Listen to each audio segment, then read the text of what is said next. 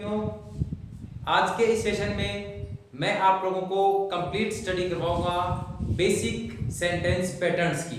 आज के सेशन में डिस्कस करेंगे 7 बेसिक सेंटेंस पैटर्न कौन कौन से हैं। तो चलिए, there are 7 basic sentence patterns. अब आपके 7 बेसिक सेंटेंस पैटर्न कौन कौन से हैं विद एग्जांपल हम इसको अच्छे से समझेंगे, ताकि अगर पेपर में आप लोगों को सेंटेंस पैटर्न से रिलेटेड कोई भी क्वेश्चन आए, अगर आपको किसी दिए गए सेंटेंस का एलिमेंट फाइंड आउट करवाए, उस समय आप किस प्रकार से करोगे, यह आपके लिए बहुत ही हेल्पफुल साबित होगा।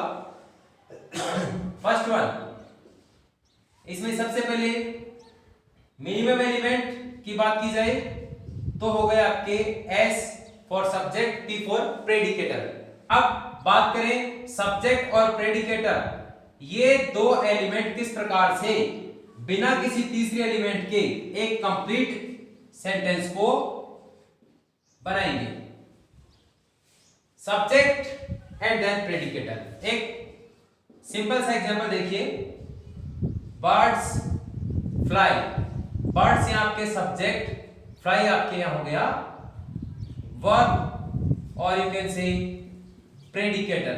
यहां मैं छोटा सा एक चीज और आपको क्लियर कर दूं, यहां वर्ब अगर आपके ऑप्शन में वर्ब आए SVOCA तो आपको V पे जाना है, अदरवाइज आपको according to syllabus subject, predicator, object, complement और एडवर्बियल आपको देगा, तो आपको उस ऑप्शन पे जाना है। इसमें आपको किसी प्रकार का कोई कंफ्यूजन नहीं होना चाहिए। बर्ड्स फ्लाई, ये आपका हो गया मिनिमम एलिमेंट, सब्जेक्ट और प्रेडिकेटर से ये सेंटेंस कंप्लीट है। अब आप मुझे बताइए, क्या इस सेंटेंस को, इसके सेंस को कंप्लीट करने के लिए किसी तीसरे एलिमेंट की आवश्यकता होगी, या फिर क्या ये सेंटेंस जो है वो अपने आप में कंप्लीट मीनिंग दे रहा है। जैसे कि बर्ड्स फ्लाई, पक्षी उड़ते हैं, सबको पता है, अंडरस्टूड है, पक्षी कहां उड़ेंगे, आसमान में। मींस इस सेंटेंस में आगे तीसरा कोई भी एलिमेंट रिक्वायर्ड नहीं है इसके मीनिंग को कंप्लीट करने के लिए। फिर भी मैं आपको एक चीज और क्लियर कर दूं, यदि मैं इसमें लिखता हूं birds fly in the sky, तो आप मुझे बताइए इन द स्काई क्या है यहां, एडवर्बियल। एडवर्बियल में ये किसका क्या चीज बता रहा है, वेयर। अब ये जो आपके एडवर्बियल है ये इसमें ऑब्लिगेटरी नहीं है, मींस ये मैंडेटरी नहीं, आवश्यक नहीं है, ये इसमें सेग्रीगेटरी है। मींस हम इस एडवर्बियल को मेक आउट कर सकते हैं, और इसको मेक आउट करने के बावजूद भी इस सेंटेंस का जो सेंस है वो बिल्कुल कंप्लीट रहेगा। इसमें किसी प्रकार की कोई गुंजाइश नहीं रहेगी कि इस सेंटेंस का मीनिंग जो है वो समझ में ना आए। अगर मैं बोलूं बर्ड्स फ्लाई, तो आपके जो एडवर्बियल वाला पोर्शन है वो इसमें सेग्रीगेटरी है, मींस इसके बिना भी ये मीनिंग कंप्लीट दे रहा है। इसी प्रकार से एक और एग्जांपल हम डिस्कस करेंगे, जैसे कि मान लीजिए मैंने कहा स्टार्स शाइन। स्टार्स हो गया आपका सब्जेक्ट और ये आपका हो गया प्रेडिकेटर। आप मुझे बताइए स्टार्स शाइन मींस तारे चमकते हैं, ये भी सेंटेंस अपने आप में कंप्लीट है। अब कहां चमकते हैं, अगर मैं सेंटेंस में इसका एडवर्बियल वाला पार्ट लिखना चाहूं stars shine in the sky, तो इन द स्काई जो है वो इसके लिए कंपल्सरी नहीं है। इस सेंटेंस का मीनिंग अपने आप में अंडरस्टूड है, अपने आप में पूरा है। तो जो बेसिक सेंटेंस पैटर्न में सबसे फर्स्ट आपका जो पैटर्न है वो है सब्जेक्ट और प्रेडिकेटर का, जो कि जिसमें सब्जेक्ट और प्रेडिकेटर जो है इन दोनों को ही आपस में मिलाकर हम सेंटेंस को कंप्लीट कर सकते हैं। अगर थर्ड वन एक और एग्जांपल पे आप जाना चाहें, तो मैंने कहा जैसे कि मान लीजिए वुड्स फ्लोट मींस लकड़ियां तैरती है। अब आप देखिए लकड़ियां तैरती है, कहां तैरती है, अंडरस्टूड है, पानी में। अगर पानी में लकड़ी डालोगे तो तैरेगी। मींस यहां आगे इसमें जो एडवर्बियल वाला पोर्शन है उसको राइट डाउन करने की आवश्यकता नहीं है। It means in this sentence subject and predicator, these two elements are making the complete sense of this sentence. That's why the first kind of basic sentence pattern is subject and predicator, and here we can see 3 examples to make it complete. आशा करता हूं इन तीनों examples के through आप अच्छे से समझ गए कि सब्जेक्ट और प्रेडिकेटर क्या चीज है। मींस अगर इसमें बाकी और कोई सा भी हम एलिमेंट नहीं ले, ऑब्जेक्ट, कंप्लीमेंट, एडवर्बियल, तो भी उसका मीनिंग कंप्लीट है। और हम एक एग्जांपल और ले सकते हैं, डॉग्स बार्क मींस कुत्ते भौंकते हैं। अंडरस्टूड है, सेंटेंस बिल्कुल कंप्लीट है। यानी इस सेंटेंस को कंप्लीट करने के लिए भी सब्जेक्ट और प्रेडिकेटर ने सेंटेंस को कंप्लीट बना दिया। तो बेसिक सेंटेंस पैटर्न आपका हो गया सब्जेक्ट एंड प्रेडिकेटर। और फिर से एक बार फटाफट से रिपीट कर दूं, सब्जेक्ट और प्रेडिकेटर ये दो ऐसे एलिमेंट है जो कि किसी सेंटेंस को बनाने के लिए सबसे आवश्यक है। इनमें से अगर एक भी एलिमेंट नहीं होगा तो सेंटेंस नहीं बनेगा। और बाकी जो अदर एलिमेंट है वो सब क्या है, वो फिर बाद में सेग्रीगेटरी है, मींस आप उनको सेपरेट कर सकते हो, जैसे कि इसमें एडवर्बियल को हमने किया। फिर भी हम डिस्कस करने वाले हैं कि 7 बेसिक सेंटेंस पैटर्न कौन कौन से हैं। आपने देखा फर्स्ट वन, बढ़ते हैं सेकंड वन पे, सब्जेक्ट, प्रेडिकेटर एंड फिर हम बात करें मान लीजिए सी फॉर कॉम्प्लीमेंट, एस पी और सी। अब subject, predicator and complement. Complement का मतलब यहां है पूरक। अब अगर मान लीजिए जिस प्रकार से किसी व्यक्ति के दो नाम होते हैं, अगर किसी व्यक्ति का नाम सुरेश भी है और घर पे उसका नाम मुकेश भी है, तो व्यक्ति तो एक ही है। इस प्रकार से कॉम्प्लीमेंट क्या होगा, कॉम्प्लीमेंट सब्जेक्ट का ही क्या होगा, पूरक होगा। मींस सब्जेक्ट को बताएगा कॉम्प्लीमेंट और कॉम्प्लीमेंट को ही बताएगा सब्जेक्ट। देखते हैं छोटा सा एग्जांपल लेंगे इसमें। जैसे मान लीजिए मैंने कहा ही इज अ डॉक्टर। अब आप देखिए subject, predicator and C for complement. अब यह अडॉप्टर कौन है, ही, और ही कौन है, अडॉप्टर। मींस ही रेफर कर रहा है अडॉप्टर को, अडॉप्टर रेफर कर रहा है ही को। ये दोनों एक दूसरे के हो गए पूरक। और कॉम्प्लीमेंट का मतलब क्या है, कॉम्प्लीमेंट का मतलब पूरक। सब्जेक्ट बताएगा कॉम्प्लीमेंट को और कॉम्प्लीमेंट बताएगा सब्जेक्ट को। और यहाँ कॉम्प्लीमेंट जो है, अगर उस फ्रेज लेवल पे मैं आपसे पूछूं कि यहाँ कॉम्प्लीमेंट जो है इसका फ्रेज क्या है, तो यहाँ अडॉप्टर क्या है, नाउन है।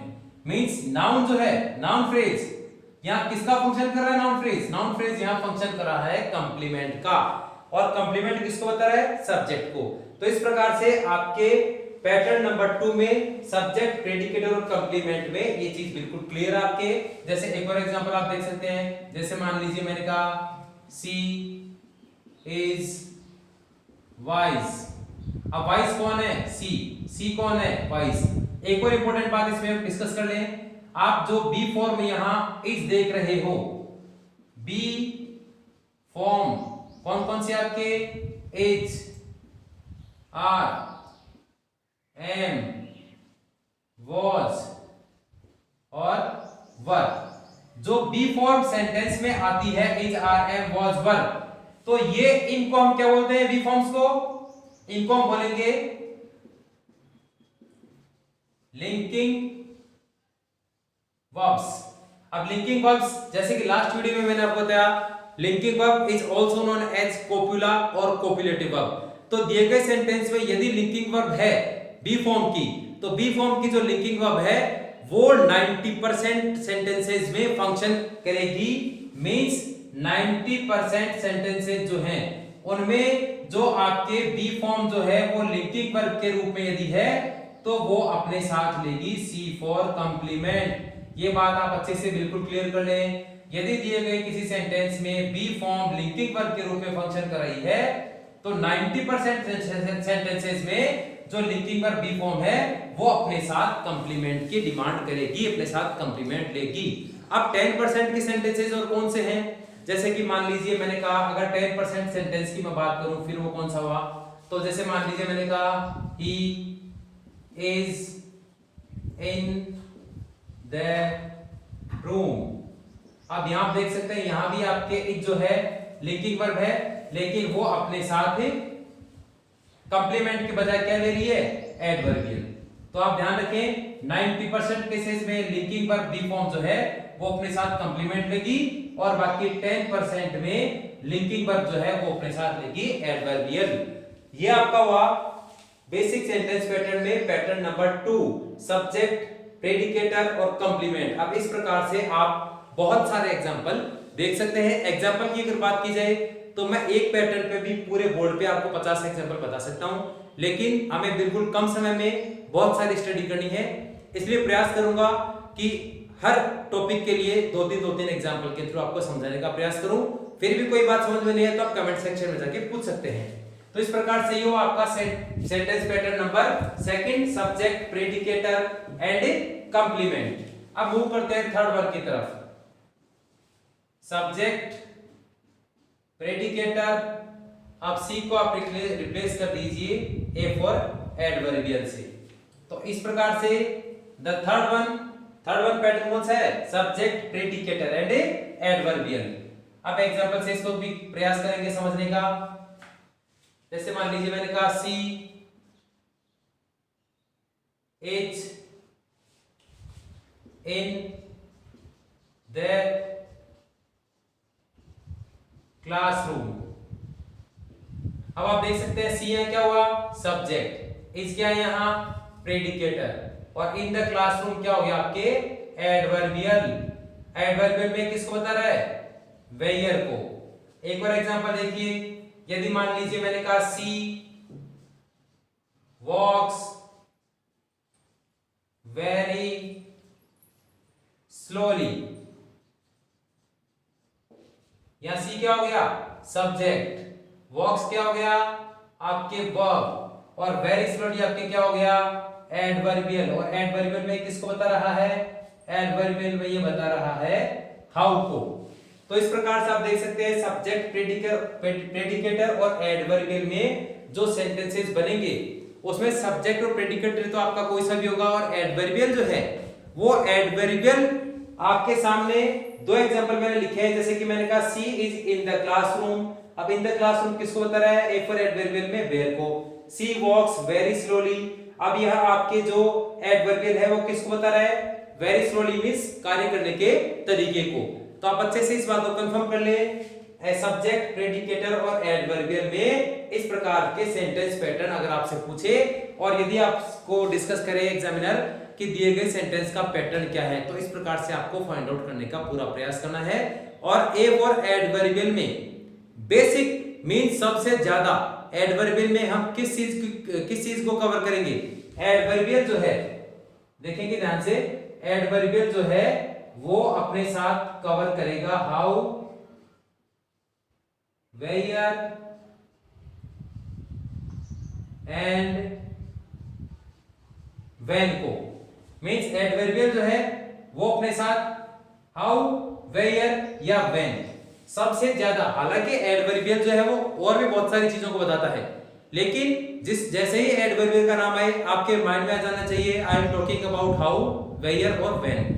यदि कार्य करने के तरीके को बताए, यदि स्थान को बताए और कार्य करने के समय को बताए, इट मींस ये किस कैटेगरी में काउंट होगा, किस एलिमेंट में मानेंगे इसको मानेंगे एडवर्बियल में। और यदि दिए किसी सेंटेंस में ये तीनों ही एडवर्बियल के जो तीन चीजें बताने वाले जो वर्ड आप देख रहे हो हाउ, वेयर, व्हेन, यदि तीनों ही एक साथ आ जाएं तो भी इस बात को अच्छे से कंफर्म कर ले।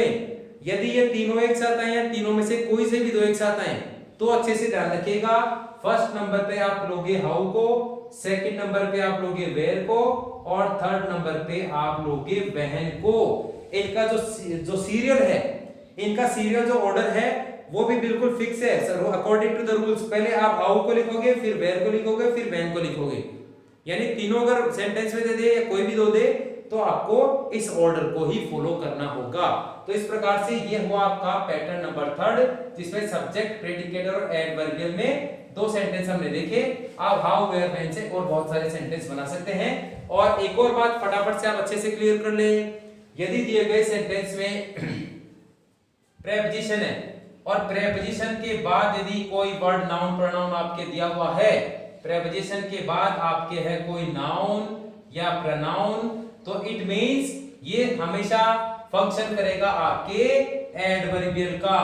मींस प्रेपोजिशनल फ्रेज जो होगी वो प्रेपोजिशनल फ्रेज हमेशा फंक्शन करती है एडवर्बियल का।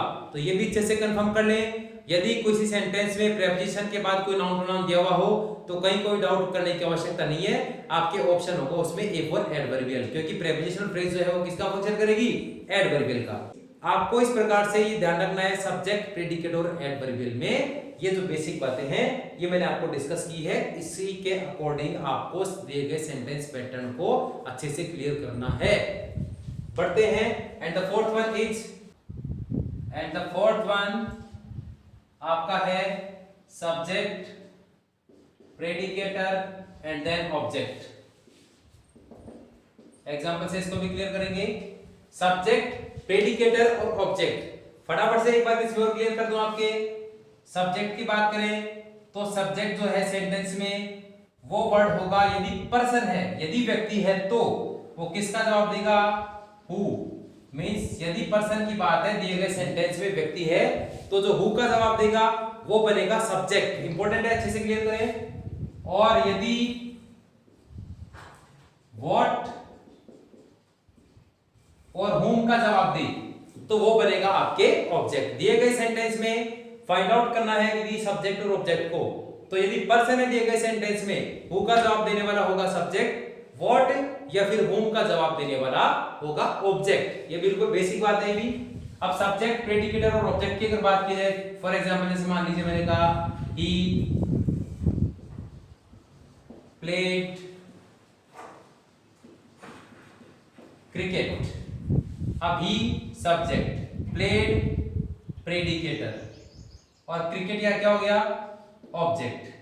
अब ही प्लेड क्रिकेट, जैसे कि हमने अभी डिस्कस किया, व्हाट, यहां आपका क्रिकेट किसका जवाब दे रहा? ही प्लेड क्रिकेट, उसने क्रिकेट खेला। क्या खेला? क्रिकेट। ऑब्जेक्ट का या व्हाट का जवाब दे रहा है तो क्या होगा? ऑब्जेक्ट। अब इसमें अच्छे से क्लियर कर लें कि दिए गए सब सेंटेंस में सब्जेक्ट, प्रेडिकेटर और ऑब्जेक्ट, ये जो सेंटेंस है इसमें आप अच्छे से देख सकते हैं। ऐसे एक और एग्जांपल की अगर हम बात करें, यदि मैं कहूं I met him, I subject, met predicator, him आपका ऑब्जेक्ट। यहां व्हाट ये जवाब दे रहा था ऑब्जेक्ट व्हाट का, और यहां ये ऑब्जेक्ट जवाब दे रहा है whom का। आई मेट हिम, मैं उससे मिला। अब इस प्रकार से दिए गए सेंटेंस में यदि ट्रांजिटिव वर्ब है तो वो ट्रांजिटिव वर्ब मींस यदि कोई वर्ब ट्रांजिटिवली फंक्शन कर रही है तो वो अपने साथ डिमांड करेगी ऑब्जेक्ट की। यहां जो प्लेड वर्ब है वो ट्रांजिटिवली फंक्शन कर रही है, मींस अपने बाद इसने डिमांड की ऑब्जेक्ट की। यहां मेट जो वर्ब है वो फंक्शन कर रही है ट्रांजिटिवली, यानी ट्रांजिटिव वर्ब की तरह फंक्शन कर रही है, तो ये अपने साथ डिमांड कर रही है ऑब्जेक्ट की। तो इस प्रकार से बहुत सारे सेंटेंस जो हैं वो आप फाइंड आउट कर सकते हैं। जिसमें सेंटेंस पैटर्न की बात की जाए तो सब्जेक्ट, प्रेडिकेटर, ऑब्जेक्ट इस प्रकार से आपको फाइंड आउट करने होंगे।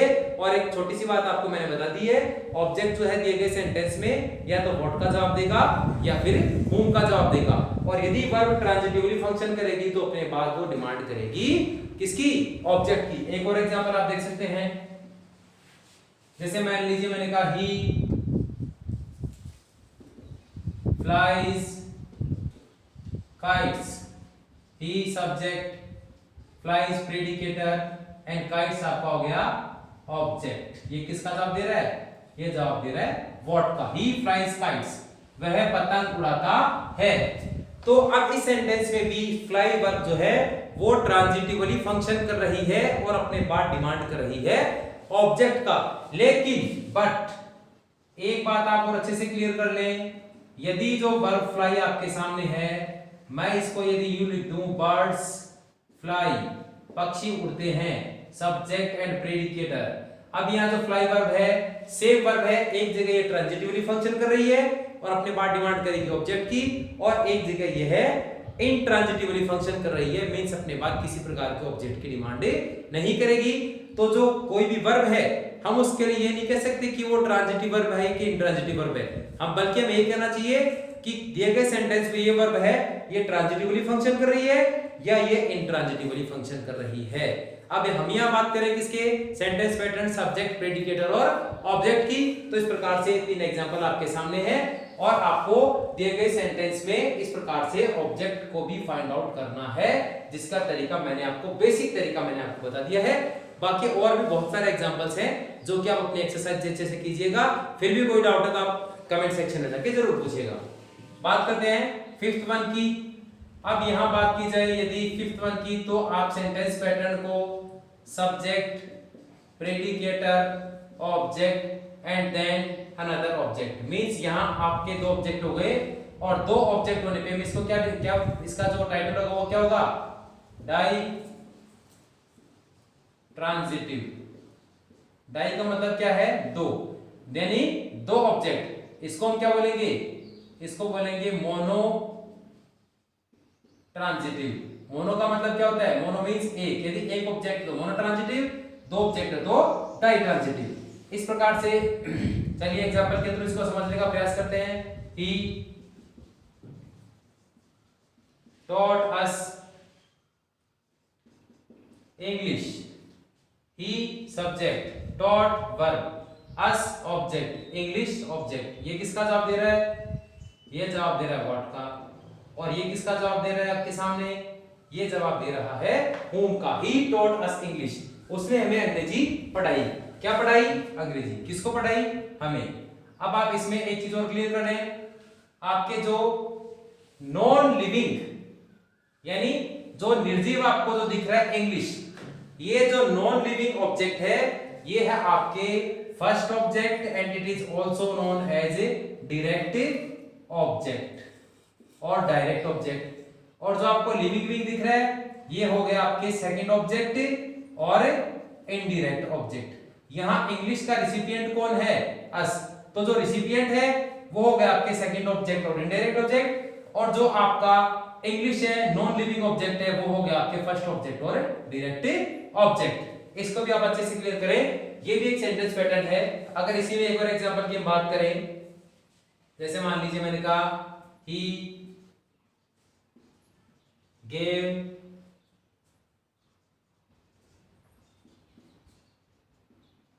माय फ्रेंड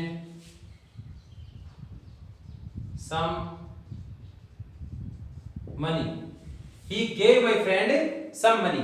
उसने मेरे मित्र को कुछ पैसा दिया। Subject, predicator, my friend object, some money object. यहां some money किसका जवाब दे रहा है, what का।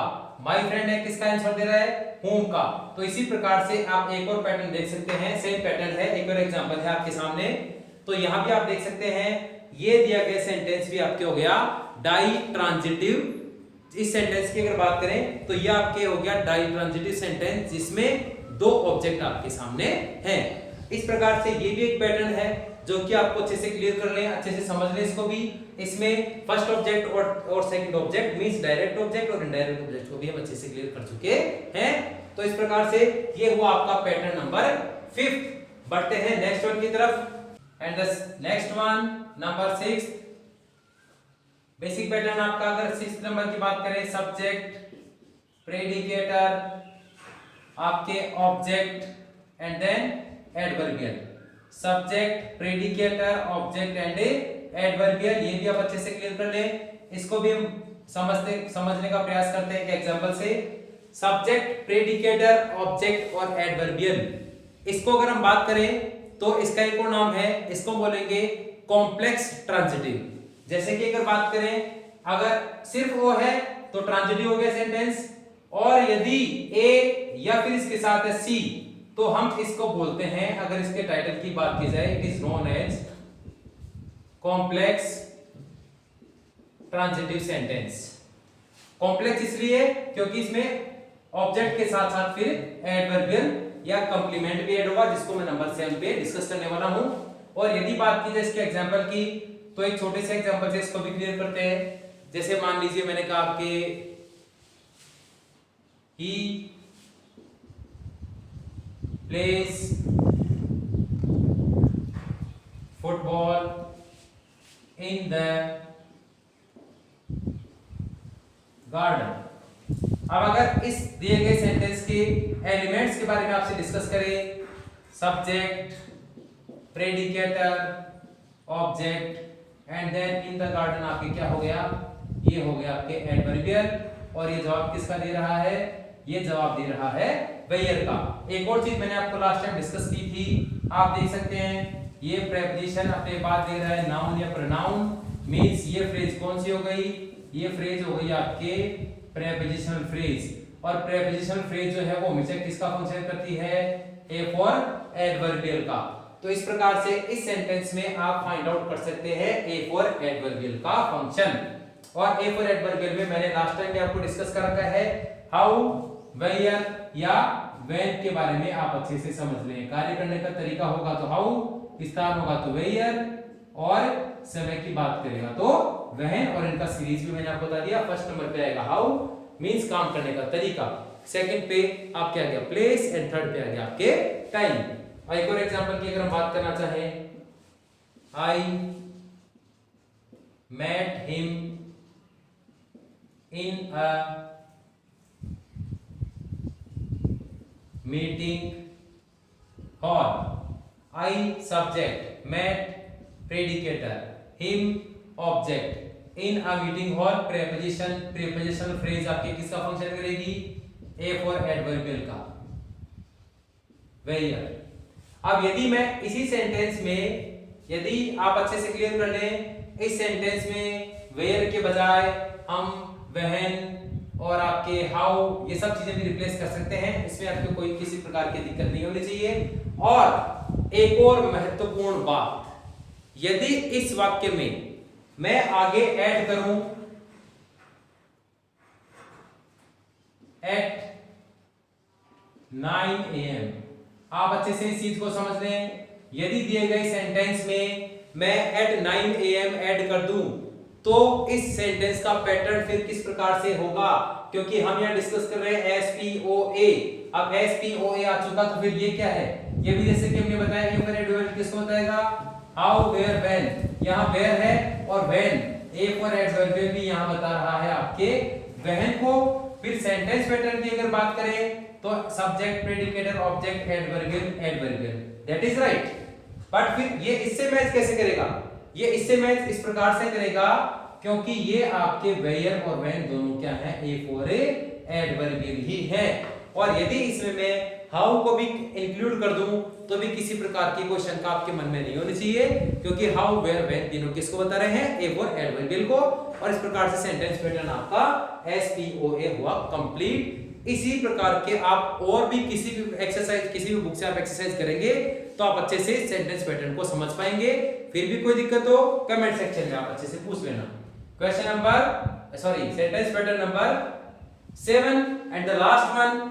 अब आप यहां रिप्लेस करेंगे लास्ट वन में, एक को रिप्लेस करेंगे सी फॉर कंप्लीमेंट से, subject, predicator, object and C for complement. अब आप अच्छे से इसको क्लियर कर लें। इसमें भी ये ऑब्जेक्ट आ रहा है, इसमें भी ऑब्जेक्ट था, और इसका हमने टाइटल क्या रखा था, कॉम्प्लेक्स ट्रांजिटिव। ठीक वैसे ही इसका भी यदि टाइटल की बात की जाए तो ये भी आपका बना complex transitive sentence. Means complex transitive sentence नाम आते आपके दिमाग में आ जाना चाहिए SPOC एंड SPOA। चलिए इसको भी एग्जांपल से देखने का प्रयास करते हैं। यदि मान लीजिए मैंने कहा, एक एग्जांपल लेते हैं, we elected him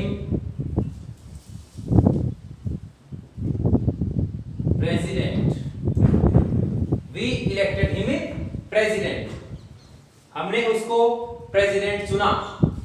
we subject, elected predicator, him ये आपका हो गया ऑब्जेक्ट, और प्रेसिडेंट आपका C4 हो गया कंप्लीमेंट। अब यहां सवाल आता है, प्रेसिडेंट जो है वो क्या है, सब्जेक्ट कंप्लीमेंट और ऑब्जेक्ट कंप्लीमेंट। क्या प्रेसिडेंट वी बना या प्रेसिडेंट हिम को बनाया गया, प्रेसिडेंट बनाया गया हिम को, मींस से कंप्लीमेंट कौन सा हो गया, ये हो गया आपके ऑब्जेक्ट कंप्लीमेंट। और यदि मान लीजिए मैंने कहा ही इज अ डॉक्टर, तो ए डॉक्टर क्या हो गया, ए डॉक्टर हो गया आपके सब्जेक्ट कंप्लीमेंट। तो इस प्रकार से अच्छे से देख लें, आपके यदि कंप्लीमेंट की बात की जाए तो ये सब्जेक्ट कंप्लीमेंट नहीं बल्कि ऑब्जेक्ट कंप्लीमेंट है। और यदि सेंटेंस एलिमेंट की बात की जाए, subject, predicator, object and object complement, और ये हो गया आपके सी। और सेंटेंस के काइंड की बात की जाए तो ये हो गया आपके कॉम्प्लेक्स ट्रांजिटिव। अब बात करेंगे आगे, एक और एग्जांपल से मैं इसको समझाने का आपको प्रयास करूंगा। And the next example is, जैसे मान लीजिए मैंने कहा ही